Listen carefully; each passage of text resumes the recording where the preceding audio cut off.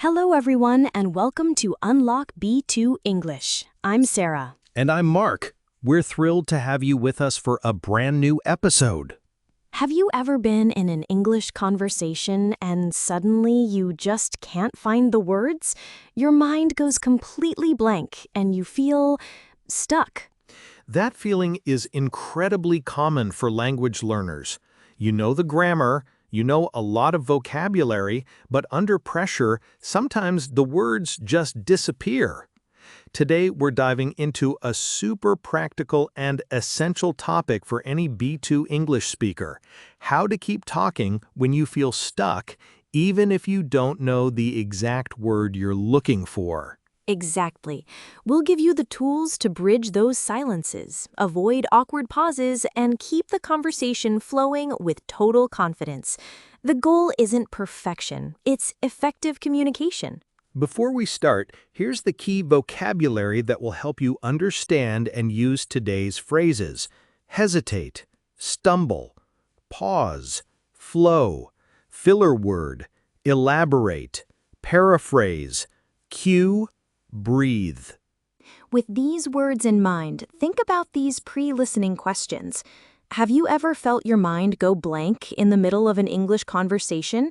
And why do you think it's important to learn strategies to keep the conversation going, even when you feel a little uncomfortable doing so? All right, let's get into the heart of our episode. Sarah, what's the first strategy we should master when we feel that blank moment approaching?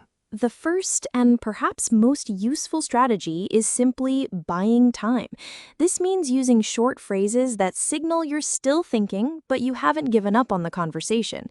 It's much better than just stopping and saying nothing. Absolutely. It shows you're engaged. So what are some of these time-buying phrases? A classic one is, "Let me see," or, that's a good question."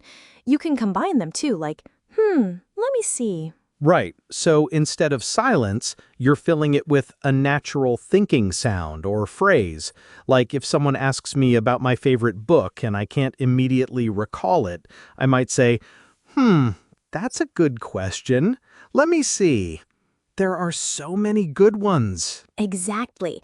Another great one is, "Just a moment, I'm trying to think how to put this."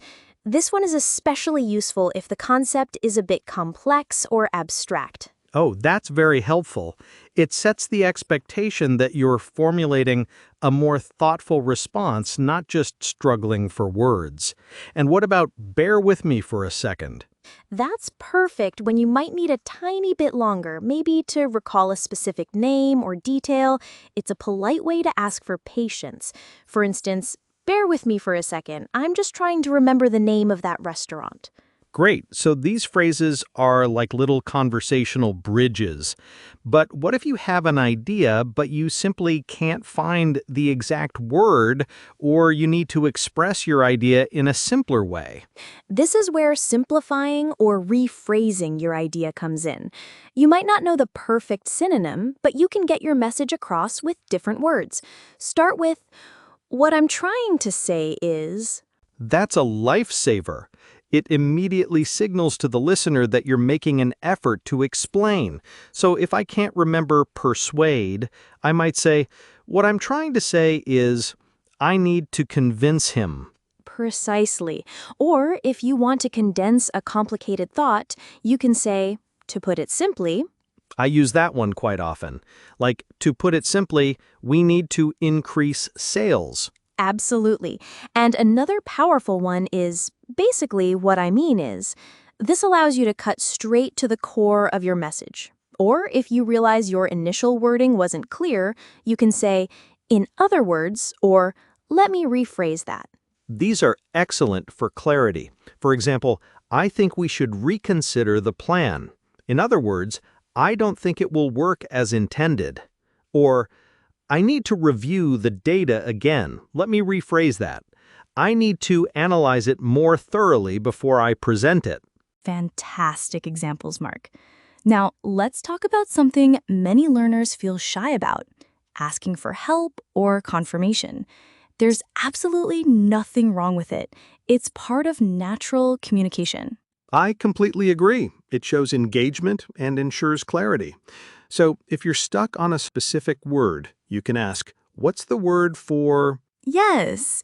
Or how do you say in English? This is especially useful if you know the word in your native language but not in English.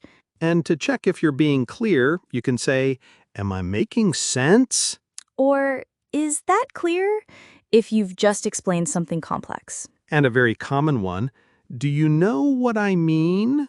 It's a very natural way to connect with the listener and ensure mutual understanding. And finally, let's talk about filler phrases. While we don't want to overuse them, a well-placed filler word can make you sound more natural and buy you a split second to gather your thoughts. Right, they're like little verbal bridges that prevent total silence. So, well is a common one to start a response. Exactly. Or, it can sound very natural if it's not overdone. Actually is another great one for when you're adding a slight correction or a new piece of information you just thought of. And simple ones like kind of or I guess can indicate a slight uncertainty or a tentative opinion, which is also very natural. Let's put some of these together with a more extended example. Sarah, imagine you're telling me about a new hobby you've started, but you're struggling to describe it. Okay, so, I've started this new hobby. It's called, let me see. It's like painting, but not with brushes. You use these small, shiny pieces, and you stick them onto a canvas to create an image. What's the word for that? Oh, diamond painting. Do you know what I mean? Basically, what I'm trying to say is it's really relaxing and very creative. Perfect. You used well, let me see, like. What's the word for? And do you know what I mean? You kept the conversation flowing beautifully, even when you were searching for diamond painting. That's the power of these phrases. They reduce the pressure and keep you engaged. Fantastic! We've covered a lot of ground today. To recap, we've equipped you with valuable phrases for buying time, simplifying your ideas, asking for help, and using filler phrases to keep your English conversations flowing even when you feel stuck. Mastering these techniques will significantly boost your confidence and make you a more natural and effective communicator. Remember these key phrases. Let me see. What I'm trying to say is, how do you say in English? Do you know what I mean? Actually, to put it simply. And now our weekly challenge for you.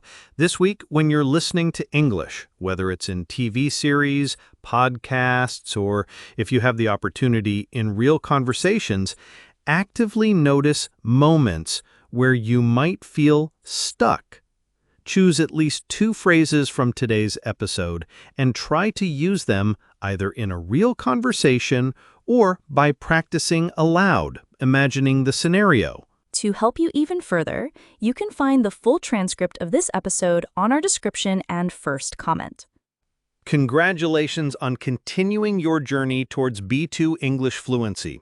We truly hope this episode will be very useful for you in your next conversations. Don't forget to subscribe to Unlock B2 English and share this podcast with other students.